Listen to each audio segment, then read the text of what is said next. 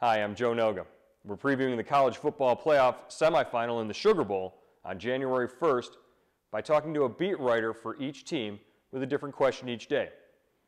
We have Doug Lesmerises, who covers Ohio State for cleveland.com, and Michael Casagrande, an Alabama beat writer for AL.com.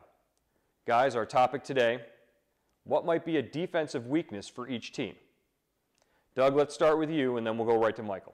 Well, Joe, if you would have asked this before the Big Ten title game, it would have been an obvious answer as far as Ohio State's defensive weakness. They'd had some trouble stopping the run, and there are some really good running backs in the Big Ten, and those backs had been somewhat successful against Ohio State. Now, Melvin Gordon, the best back in the country, the guy who finished second in the Heisman voting, was held to 76 yards in the Big Ten title game, so it might seem strange to try to stick with that answer as a possible weakness for the Ohio State defense. But I'm going to do that. Obviously Alabama's going to throw it to Amari Cooper. Obviously Ohio State's going to have to find a way to defend him or at least limit the best receiver in the country. But I do think Alabama certainly has enough threats in the run game with TJ Yeldon and some other guys.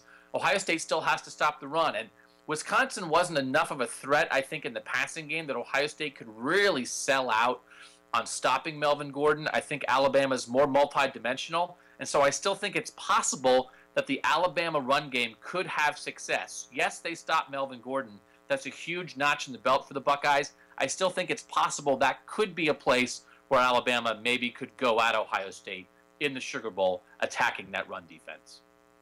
Well, guys, at Alabama, I think the defensive weakness has been sort of, recently it has turned into the defensive secondary. Some of the deep passes, they've had some trouble. Auburn set a school record for an Alabama opponent with 650 offensive yards in the Iron Bowl win that Alabama they were able to win that game, but they had definitely some issues with the deep passes. Two receivers, Sammy Coates, Duke Williams, both went over 100 yards. Big plays. It hadn't been an issue all season. The big plays in the passing game, they've been able to defend it pretty well. Before that, it was the 50-some-odd yard pass was the longest they had given up all season, and it was just a short crossing route they were able to. Arkansas was able to run for the long touchdown. But before that, in the Auburn game, the Missouri as well, there were some deep passes that they were having trouble defending, kind of scramble plays. The mobile quarterbacks have given Alabama issues in the past. It's something that Ohio State might be able to take advantage of.